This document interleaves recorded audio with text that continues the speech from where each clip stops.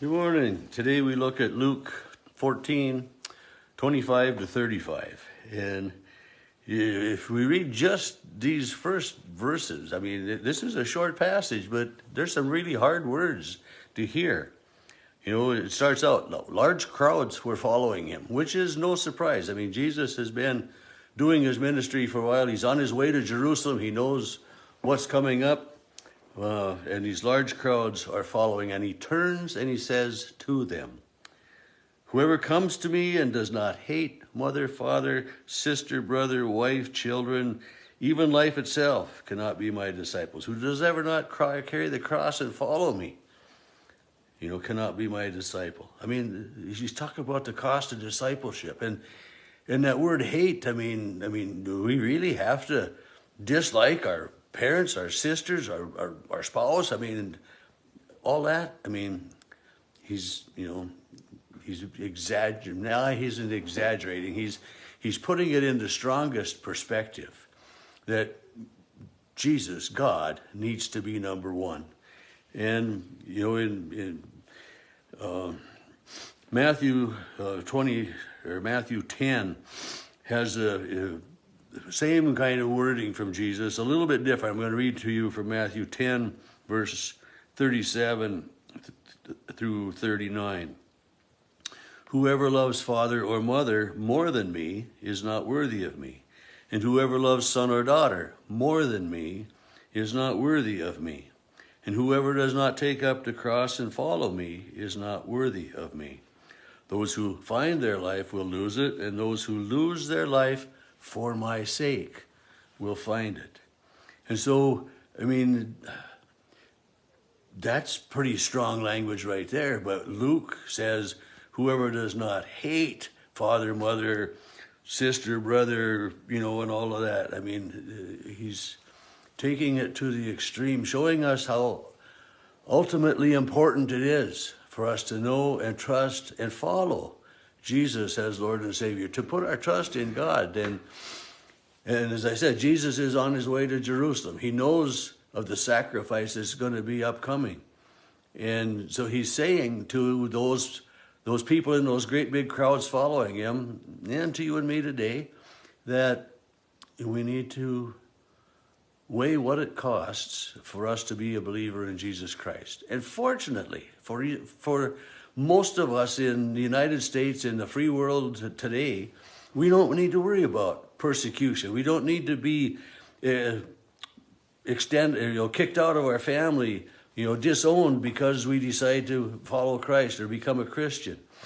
There are some religions that, if a son or a daughter decides to leave that faith and become a Christian, they are dead to the family. And so, I mean, for some people, this is real. I mean, it is. It can cause that disruption between, mom and dad and family, and it goes back to that, mother-in-law against daughter-in-law and all of that kind of stuff too. But he's not really saying that this is the case every time. I mean, but he's saying that this is the cost of following me. And for the disciples in Jesus' day, for them to leave their Jewish faith, or maybe I shouldn't say leave their Jewish faith, because Jesus was a Jew, didn't want to change that. He came as the Messiah, whom the Jews should have embraced, welcomed, and followed. And it didn't happen. But there were many divisions within families because of the ones that decided to follow Jesus. I think about when Jesus called the first disciples. What did it say about James and John? They left their father's nets and their father and followed Jesus. And Peter and his brother Andrew left their nets and followed Jesus. And Peter, we know, was a married man. So what happened with his wife? I mean, we know that at one point that Jesus went to Peter's house and his mother-in-law was sick. Peter's mother-in-law was sick. But these early disciples gave everything to follow Jesus. And that was, there was one place where the disciples say, "Master, we have left everything and followed you. Certainly, we will be great in the kingdom of heaven." Poor, and But it's a reminder for us that following Jesus takes some effort, can be some sacrifice. I mean, you think about, you go to worship on a Sunday morning. What else might you be doing on Sunday morning? You could be sleeping in. You could be going fishing. You could be doing, anything else. And so we sacrifice a little bit of our time. And I don't know if I should say it that way. I mean, when I've had people say to me that, if I don't go to worship on Sunday morning, the rest of the week just doesn't seem right, And so we go to worship to receive that assurance of God's love, of God's forgiveness, of God's grace, and hopefully maybe you'll feel that guidance of God throughout the following week. And so we give a little bit of ourselves, of our time, and we give a little bit of our possessions and our offerings that way, for the work of God and for the good of the church and of the community. But I hope that we feel that we get enough or more out of worship than we give to it. And, it's a... How do you figure that, really? I mean, how do you determine, what or how beneficial worship is to you? How beneficial is your faith in God to you? Does it cause you heartache? Does it cause you problems with your family?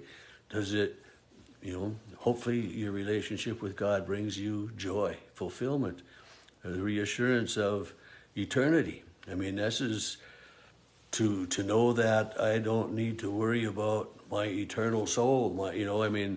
That when I die, I have utmost confidence that my spirit, a part of me, will continue to live in God's presence, and this is one of the positive reassurances that I get from the time and the effort that I put into my faith, that I give to my faith, that I give to God.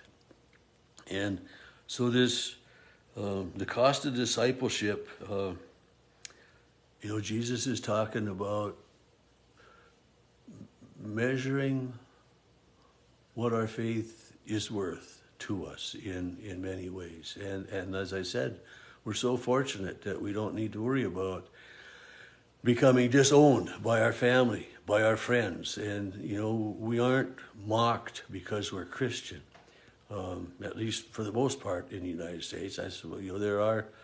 There are times and places, I'm sure, and some people that happens to, but for the most part, we are able to live out our faith and to go to worship freely as we choose. And he goes on to talk. He starts in verse 29. He says, or 28. If a person's going to build a tower, he makes sure that he's got the funds to be able to complete the task. And we do that when we're, say, you're going to go buy a new vehicle or buy a house or do something that way. We sacrifice a little bit of some other things so that we can save up for that big purchase. And to put that in the correlation then of our faith life, we may sacrifice a little bit of time on Sunday morning to go to worship, or a little bit of time in the evening to read our Bible or to pray to God. And I use that term sacrifice kind of loosely there, because the benefit that we get from it, is such a blessing, knowing the love and grace and the comfort that comes from God. But, so the cost of completion is what we look at, if we're going to buy a car, buy a house, buy whatever it might be here on earth.